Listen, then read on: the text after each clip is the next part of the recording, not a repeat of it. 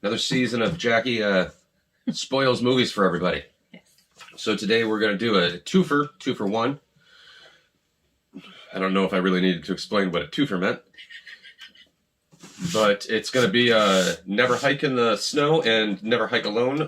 Never Hike in the Snow just came out, but it's a prequel to Never Hike Alone. Never Hike Alone came out in 2017, I think. Yes. Check my notes over here. It's directed by, both of them are directed by Vincent DiSanti.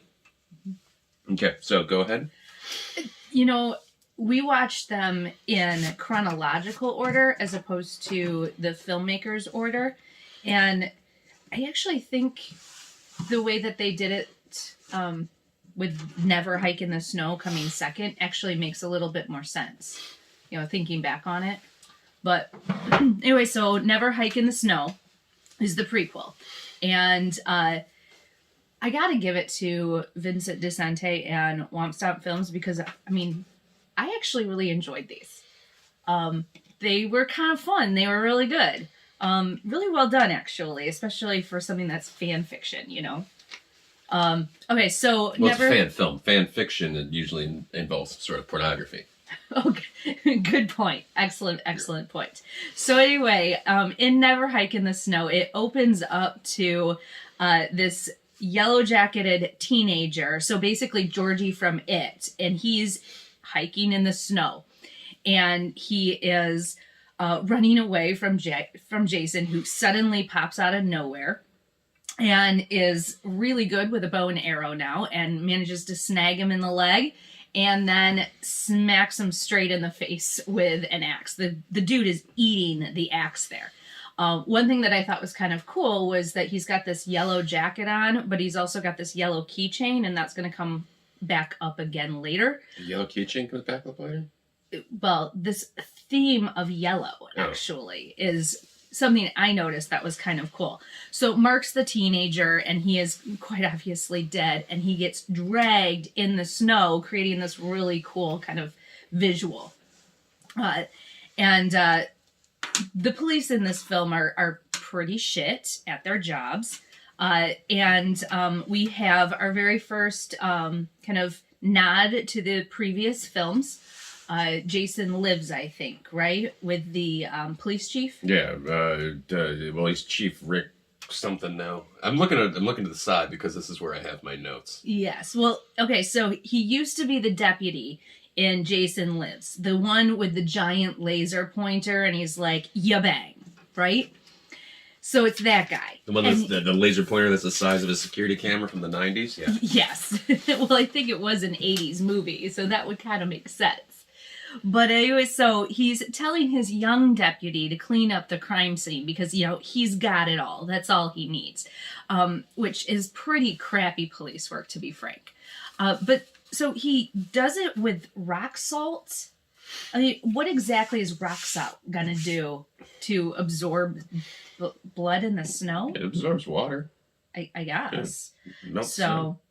and so then the sheriff goes and does a convalescence call on Mark's mom, who is, I mean, upset, but I think I'd be far more upset. And of course, he's just missing at this point. There's no search teams for him. There's no search party, nothing. He's just missing. No fanfare whatsoever. And as far as we can tell, there's 3 paramedics and a sheriff's deputy and the sheriff. That's all the people that we know exist, other than Mark's mom. Exactly. Like, that's it. And of course, the sheriff is telling her, quote, and Jason. We'll do everything in our power to find your boy. I can think of a couple of things that they could be doing that they're not. Anyway, he manages to go up into Mark's bedroom where he finds a map to Camp Crystal Lake. And he steals it, as opposed to, you know, just saying, hey, this could help me find your son. May I take it? And then he leaves, and she starts going through her son's computer and sees a couple of things. First being a blog, or a vlog, a video log, if you will, of YouTuber Kyle, who likes to hike. From there, and of course that becomes important later, or previously. But then, of course, she comes across pictures of her son and them together, and then she gets all weepy, and it cuts. So, Deputy Mabry is the young deputy now. He was told to clean up the crime scene. Well, he found something that made him suspicious. So he wandered into the woods, which he happens upon, the camp. He starts wandering around. He's the stunt coordinator too, right? In real life? I am not sure. I think he's the stunt coordinator too. Ooh. I think he's the stunt coordinator. He's the body double, I think, for Jason. Who's played by the director, yeah. A lot of them did multiple things in this film. I saw the same name come up over There's and a lot over of name and over dropping. Again. Oh, yeah. And at some point in there, Tommy Jarvis comes in because he's doing his own investigation. Like, he remembers this stuff. And he's screaming, Jason's back. The thing is that the chief is not hearing anything of it, except for he knows clearly. No, it doesn't. It's pretty clear to me. He's covering stuff up. Because you bang. Yeah. Right. Exactly. So, Mabry finds the campground and he's investigating. And of course, now it's on his body cam. And you can see in his body cam everything, because they've got like the patrol car's camera and they've got his body cam and stuff like that. Everything's dated 2017. And of course, this just came out in 2020. So this is definitely supposed to be from a few years ago. Yeah, at the time of this recording, this thing's only like maybe 3 weeks old, tops. Yeah. So the body cam, we're looking at everything through his body cam, and he comes across Jason's newest incarnation of his shrine to mommy. And there is Mark sitting in a chair. And so, of course, he's ordering Mark to, get up and everything. And he can't because he's dead. And that's when Jason... That's Mark's body? According to... Oh, I thought it was Mom's head. Well, Mom's head is there, too. Oh. But according to... Well, don't name drop other people. We don't need other people to name names. I heard it was... According to the internet, it's Mark's body. Right. So, anyway... So Deputy Mabry is coming up to him, and he gets attacked by Jason, who basically just junks his rifle up and shoots him straight in the face. And his head is all explodey, and that's about it. There wasn't a whole lot else to that movie. No, that was about it. It was 30 minutes. In the second one, well, in the one that... chronologically, it's the second one in the order that the films came out. There's the dude. Well, we'll get to it when we get to it. You do your thing. All right. So that was. This is your show. I'm just here to keep you on. Here's my notes. I'm here to keep her on check and figure out if she can get through things. Hers is like a whole page of like finely written stuff.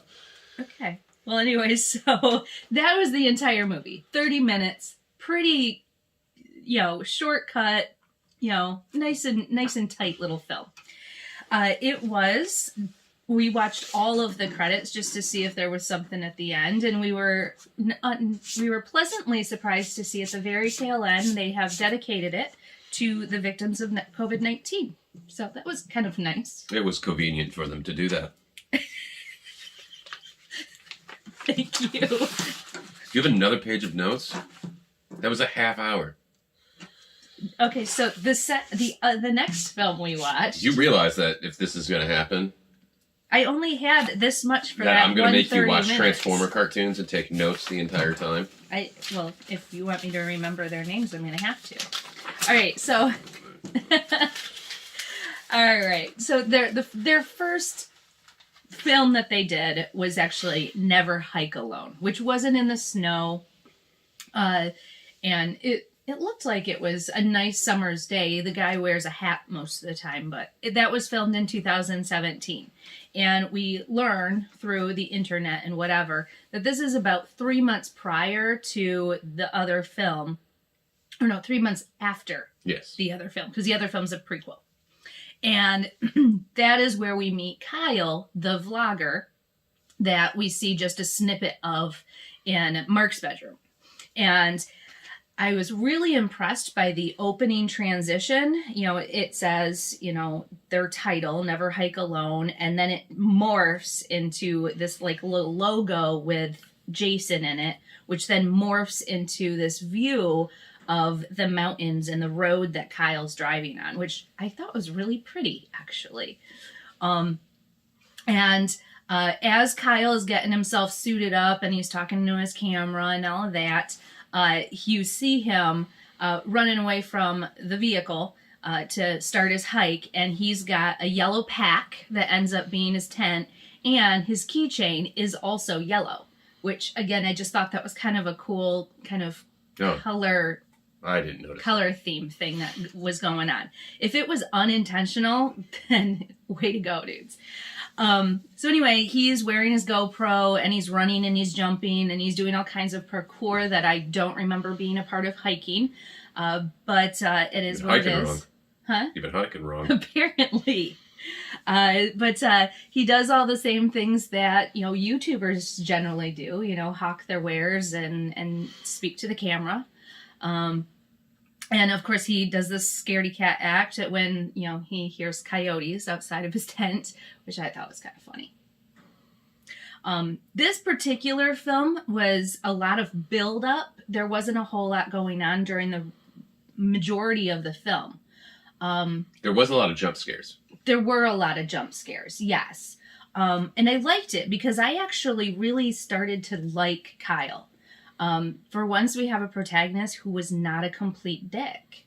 And I liked that. He was just kind of a fun dude and kind of interesting, had some fun facts for us and stuff like that. So anyway, he comes across an old trail marker that wasn't in the book, which is ominous, of course. So like any stupid hiker, he follows it and then comes across a no trespassing sign, which of course he's got to violate. That's the first time we get to see Jason, but he doesn't see him. That was a pretty good jump scare in there. Speaking of jump scares, this is the remake we've made of a jump scare. Okay, go. Okay. All right. So after he's well into the do not trespass area, he trips upon a sign for Camp Crystal Lake as he's down by the lake. And of course, he comes across the ruins and he starts, you know, his adventure. He starts plugging through things. And he starts finding all of these like little ribbons with numbers on them. And the ribbons are, some of them are white, some of them are red. And I don't think there's really a reason why there's different colors, but they're all numbered. And they correspond to murders in the very first movie, which was a pretty cool kind of throwback for the fans. I don't know if it's all from the first movie. It might be from a couple of the movies. More than one movie takes place at Camp Crystal Lake. That's true. So, but although they just left the tags, maybe that's the difference between red and white tags. Anyway, so he keeps coming across these tags, or they're little ribbons, and he kind of figures out pretty early on what their significance is because they did absolutely nothing to clean up these crime scenes. There are still mattresses full of blood. There's crime scene actual tape still on the windows, but honestly, that looked a little too new to be 30 years old tape, but that's okay. So he comes across this chapel area. It looked like kind of like a chapel, but it was like a rec room. And I gotta give it to the people who did props and setting for this movie because it looked legit. Like there were some legit looking props. Like there was a camp book and a Playboy from the 80s. And that rec area actually looked like a really abandoned old camp kind of room. You've been going to the wrong abandoned camps. Nothing stays in that pristine of a condition. Well, not after 30 years. I have been homeless. I have been to places where nobody has been for a really, really long time, and I have found crap like that. It is not in that good a condition. I don't care where in the world you are. Nothing comes out that nicely. You find porn randomly from 30 years ago in a drawer. Well, that thing's sticky. It is not. That is dark that you took that there. No, I was like, it's got mold on it. It's been out in the elements. It's got crumply pages. It's got everything's It's all messed up. There's no, you're talking about, no, that's unrealistic. Okay. I will give you this. This is one of the most realistic things, though, in either of these movies, is in the Never Hike in the Snow. The deputy goes in at one point and finds a bunch of hockey masks, which made me really, really excited. And it's one of the things that started us actually gonna film these both together. But there's the hockey masks all just sitting around on the floor. He picks up one, and it's got like the little blue triangles on it and stuff like that from one of the other Jason movies. I don't remember which one it is. I think it's the one where the dad of the guy that gets killed over the Snickers bar or the chocolate bar. I think it's that one, but I'm not 100% sure. I didn't go back and watch all these. But when I realized that he has just a box of hockey masks, that means that after the last Friday the 13th that we saw, where it was the same continuity, which wouldn't be Jason 10. I think it would be Freddy vs. Jason. That after all that's said and done, and he's back at Camp Crystal Lake, and he's out there murdering people, there's two things that he is consistently doing. Number one is that he's just collecting hockey masks. He's getting them in bulk. I don't know how. I know he's getting them in bulk, and somehow he is out purchasing candles constantly. Because either that, or he's just making candles, but you still need supplies for that. Is he making his own string to make wicks? I mean, I could see like boiling like animal fat or something like that to make some sort of wax. I don't know how candle making works. I've seen documentaries. I don't feel like there's a lot of bees at Camp Crystal Lake. Oh. Well, Amazon. Yeah. Well, I mean, he doesn't have the internet or anything else like that. I mean, every time they send somebody into the Camp Crystal Lake, they've got to go through the no trespassing signs that say stay away, and then they just drop that stuff off. Did he maybe kill somebody that was getting a delivery of a whole bunch of hockey masks, and he was like, hey, I'm going to keep these. They kind of fit my shtick. And then he was like, he took those away and then went in the back of the person's car and was like, hey, they have an ass ton of candles. There's just a ton of candles back here. This is convenient. We're taking all of these, and then got there and was like, well, I can't make a fire. I don't know how to make a fire. I'm just this big zombie-ish thing at this point. I have to go back and get a lighter. And I mean, it just seems to be, there's that little bit of realism in there that part of Jason isn't as stupid as we all think he is. Like, you never really get to see him run that much. I mean, there's a couple of the movies where like he runs across the road, and this one, he kind of just disappears from behind a fence out of nowhere. But that's because this is Ghost Jason, where he's no longer zombie Jason or mom Jason. He's just dead Jason, ghost, spirit old fuckery Jason. But I like the idea of him having to go places and like having like he walks inside a store. He's like 6'9" and he's takes his mask off before he goes inside, and it's just this morphed up thing and has to purchase things. Or he just goes inside, kills everybody. And that's how they propagate that the legend still exists. And nobody, even including Yabang dude, doesn't go back there and just hunt the dude. Can you imagine what the other deputy must have been thinking at the beginning of the Never Hike in the Snow? He was just like, what are you going to tell that kid's parents? That he's missing? And then like the sheriff's all like, well, we're just going to leave it alone type of thing. And this guy doesn't like question any of these things. He's like, well, we don't know. We're not going to put salt down on there. No, we're not going to do this. Tommy Jarvis shows up, scripts the word Jason into the front of the deputy's car in that movie, and then drives off. Nobody questions that. Nobody ever says, how did you do that quickly? Does he have a metal grinder that's handheld, that's connected to his car somehow? Okay, that's continue. A good point. Yeah. So Kyle is at Camp Crystal Lake now, and he's hanging out in the rec room. He's cleared the chimney of a dead raccoon, which I actually thought was a severed head at first, but it was not, sadly. And he's making camp for the night since he's got himself some shelter and whatnot. And that's when this turns into a ghost story. He tells us the backstory of Jason and his mom and all of that kind of stuff. So now it's turned into a ghost story. And he's telling us the background of Jason and his mom and all of the murders and how he heard it from his brother, but it was always a... Just wait, we'll get you out in a minute. I'm in the middle of something. Okay, keep going. Okay. All right, so that is where he discovers the door to nowhere, which he very helpfully explains is how people used to get heavy stuff upstairs.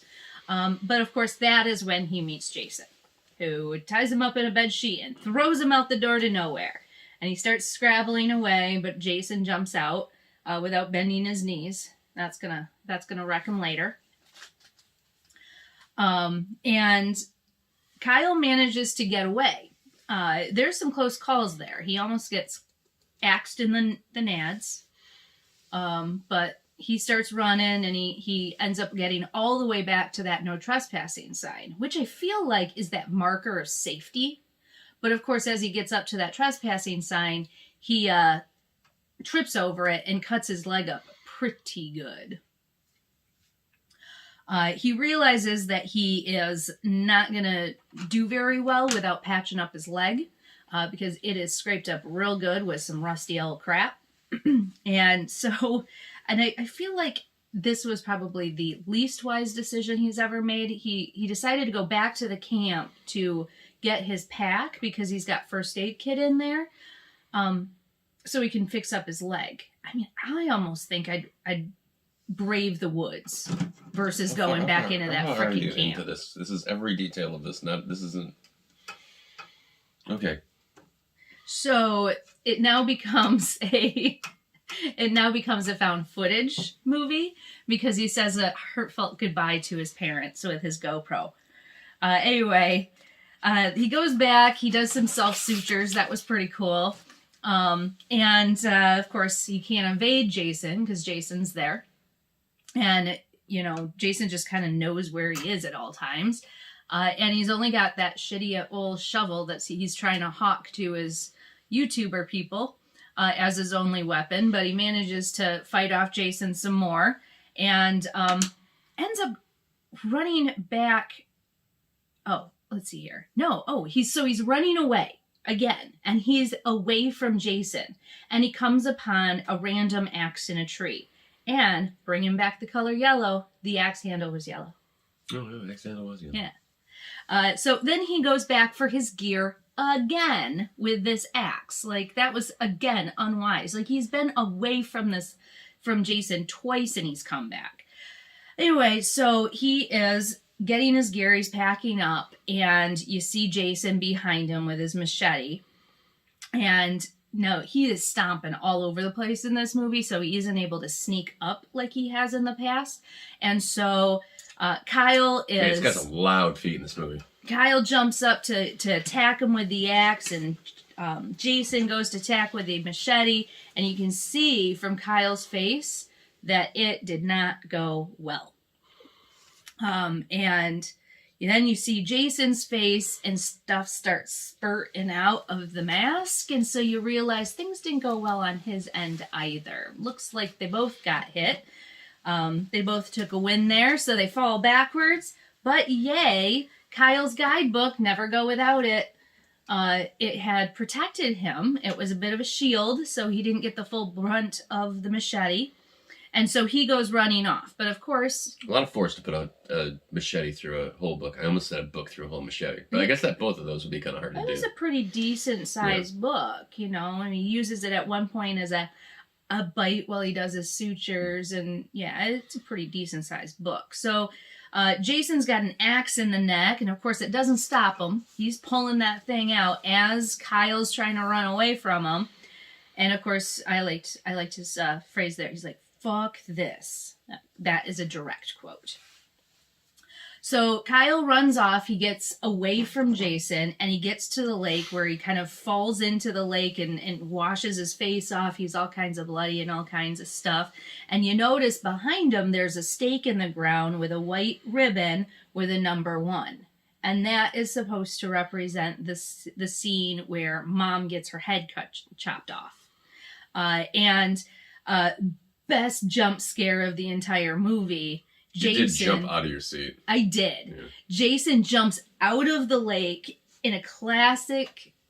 He does it in a lot of other movies, but he jumps out of the lake in that classic kind of a scene, and then takes Kyle by the head, and then I don't remember which movie.